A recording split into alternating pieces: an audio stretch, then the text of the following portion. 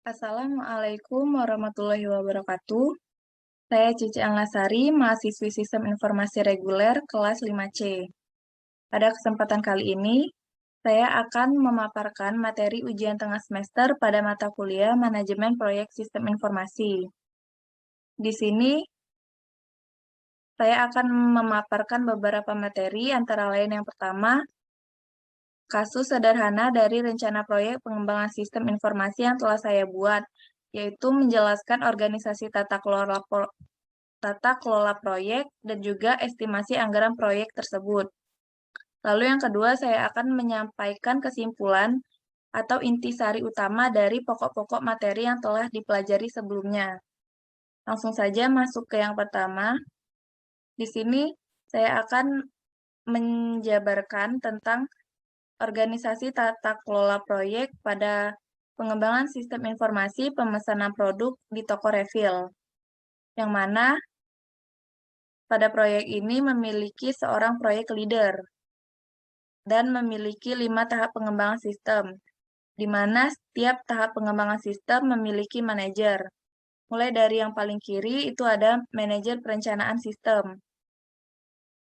Di bawah manajer perencanaan sistem ada seorang tenaga ahli yaitu interviewer dan 2 orang staff yaitu staf administrator dan staf supporting.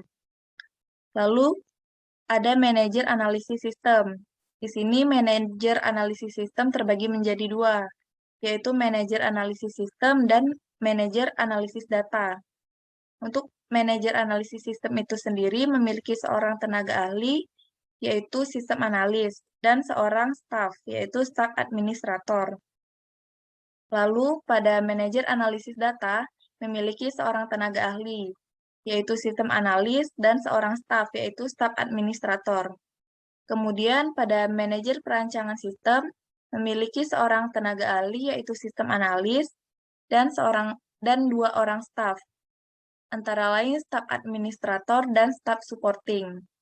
Lalu manajer desain sistem memiliki seorang staf yaitu staf administrator dan 2 orang tenaga ahli, antara lain database designer dan sistem analis.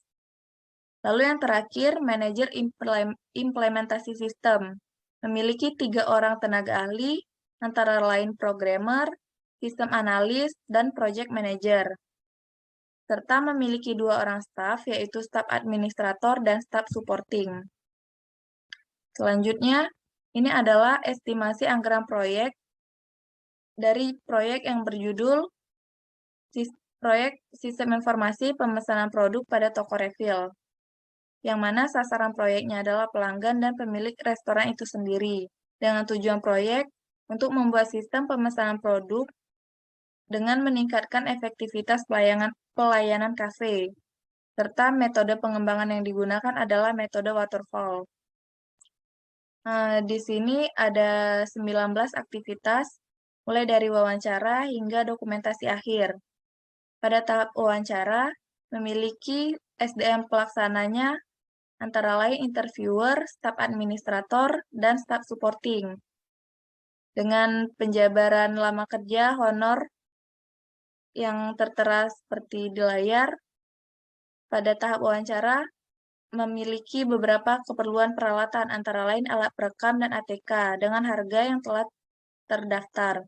Lalu memiliki 1 biaya transportasi yaitu mobil, dengan total biaya 850 untuk interviewer, 250 untuk staf administrator, dan 100 untuk staf supporting.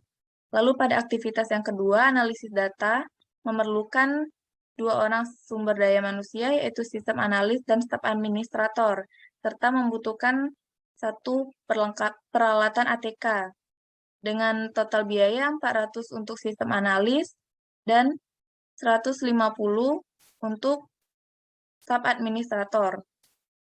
Lalu pada aktivitas yang ketiga, analisis sistem memerlukan sistem analis dan staf administrator sebagai sumber daya manusianya, serta memerlukan 1 keperluan alat komputer dengan total biaya 400.000 untuk sistem analis dan 150.000 untuk staf administrator. Kemudian merancang diagram konteks memerlukan seorang sistem analis dan peralatan yaitu berupa software dengan estimasi total biaya 400.000. Lalu merancang DFD dan IRD juga memerlukan seorang sistem analis serta memerlukan software untuk keperluannya dengan total estimasi anggaran 400.000. Begitu juga dengan aktivitas merumuskan alur kerja sistem dan merancang database.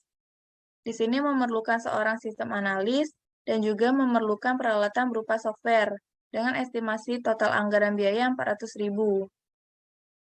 Lalu lanjut pada aktivitas merancang dokumentasi atau membuat dokumentasi yang memerlukan seorang staf administrator serta bantuan beberapa peralatan dengan estimasi anggaran berupa 250.000. Lalu merancang user interface.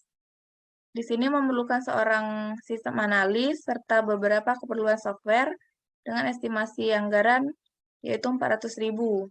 Kemudian aktivitas membuat pola tampilan web dan menghubungkan ke database memerlukan sistem analis dan juga database designer sebagai SDM-nya dengan anggaran biaya 450.000 untuk sistem analis dan 750.000 untuk database designer.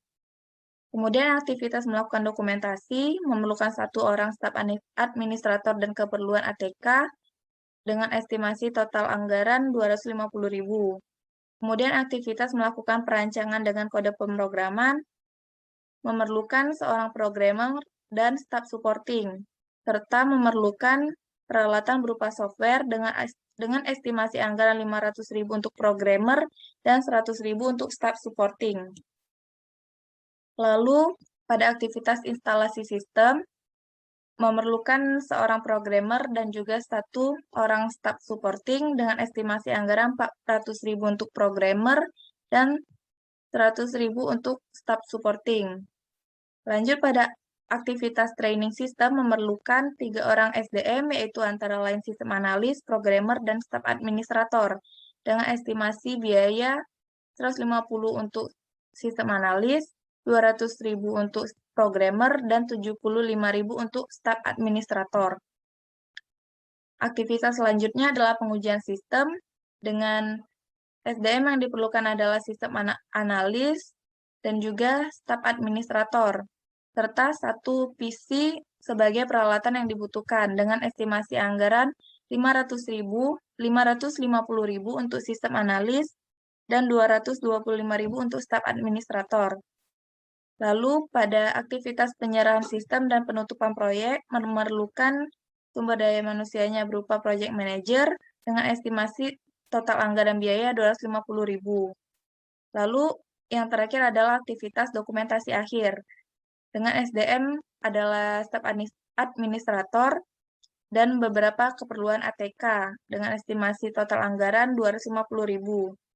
Dari keseluruhan total anggaran yang diestimasikan pada proyek ini yaitu 9.450.000. Selanjutnya, saya akan menyampaikan kesimpulan dari beberapa materi yang telah dipelajari sebelumnya pada mata kuliah Manajemen Proyek Sistem Informasi. Yang pertama, materi tentang penyebab atau masalah dan kebijakan pengembangan sistem informasi.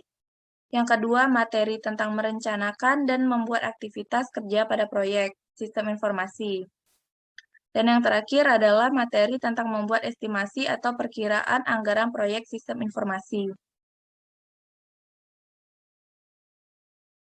Masuk pada materi yang pertama, penyebab atau masalah dan kebijakan pengembangan sistem informasi.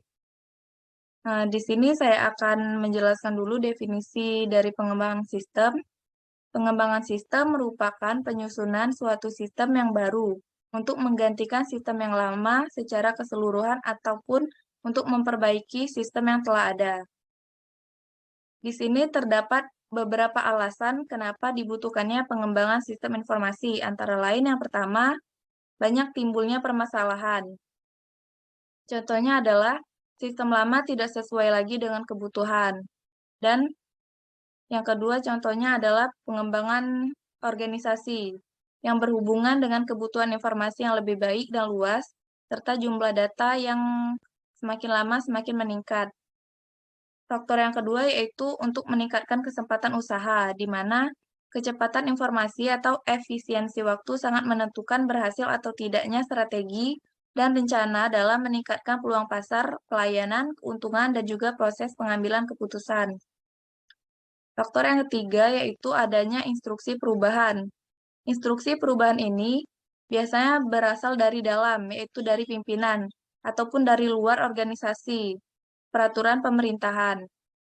Dan faktor yang terakhir adalah adanya pengembangan teknologi. Pengembangan teknologi di sini dalam artian software maupun hardware. Kemudian, dalam kebijakan sistem informasi ini, kebijakan untuk mengembangkan sistem informasi dilakukan oleh manajemen puncak, karena manajemen menginginkan untuk meraih kesempatan-kesempatan yang ada yang tidak dapat diraih oleh sistem yang lama ataupun sistem yang lama mempunyai kelemahan.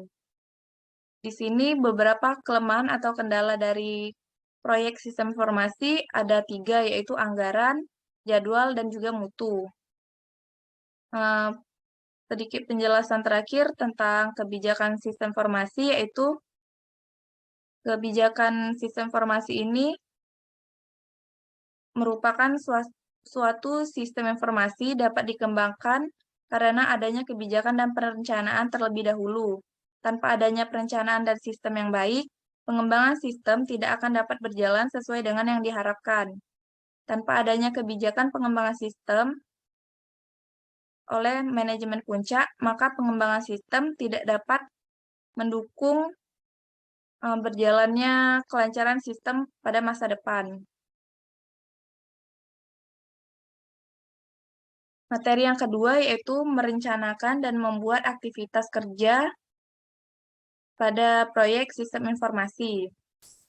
Di sini, definisi dari perencanaan adalah proses peletakan dasar, tujuan, dan sasaran, termasuk penyiapan sumber daya untuk mencapainya. Perencanaan sistem sendiri terbagi menjadi 2, yaitu strategis dan operasional. Perencanaan sistem strategis yaitu polis untuk mencapai sasaran dan tujuan, sedangkan operasional yaitu rencana yang terinci dengan menjabarkan perencanaan strateginya. Lalu, tujuan dari perencanaan sistem itu ada 4. Yang pertama, memberikan pegangan bagi pelaksana mengenai alokasi sumber daya. Yang kedua, sarana komunikasi bagi semua pihak penyelenggara proyek. Yang ketiga, pendorong para perencana dan pelaksana melihat masa depan dan menyadari pentingnya waktu. Yang keempat, pegangan dan tolak ukur untuk pengendalian. Lanjutan dari materi merencanakan dan membuat aktivitas kerja pada proyek sistem informasi, yaitu ada alat bantu pengelola proyek. Di sini saya mengambil contoh WBS diagram, di mana WBS diagram adalah suatu metode pengorganisasian proyek menjadi struktur pelaporan hierarkis. WBS digunakan untuk melakukan breakdown atau memecahkan tiap proses pekerjaan menjadi lebih rinci dan detail. Hal ini dimaksudkan agar proses perencanaan proyek memiliki tingkat yang lebih baik. Lalu ada metode pengembangan sistem. Metode pengembangan sistem adalah suatu proses kerja untuk menstrukturkan, merencanakan, dan mengendalikan pengembangan sistem. Contoh metode pengembangan sistem di sini ada SDLC, RAD, prototyping, waterfall, dan juga spiral. Gambar berikut adalah salah satu contoh dari WBS diagram pada tahap perancangan sistem. Kemudian masuk ke materi yang terakhir, yaitu membuat estimasi atau perkiraan anggaran proyek sistem informasi. Di sini pengertian biaya merupakan sejumlah pengeluaran yang dilakukan perusahaan atau perorangan untuk kepentingan tertentu, guna mencapai suatu tujuan tertentu.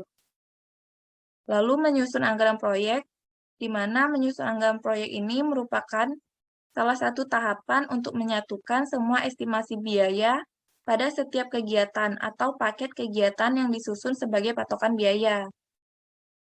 Yang mana komponen biaya yang dijadikan patokan biaya antara lain biaya pengadaan, biaya persiapan operasi, biaya proyek, biaya operasi, dan juga biaya perawatan. Nah, berikut adalah contoh estimasi anggaran pada suatu proyek yang telah dibentuk dalam suatu tabel dan disusun secara tertata berdasarkan biaya-biaya setiap kegiatan. Itulah tadi penjabaran dari materi ujian tengah semester mata kuliah Manajemen Proyek Sistem Informasi dari saya. Lebih dan kurangnya saya mohon maaf, kepada Allah saya mohon ampun. Semoga materi yang saya sampaikan bermanfaat bagi kita semua. Saya akhiri, wassalamualaikum warahmatullahi wabarakatuh. Terima kasih.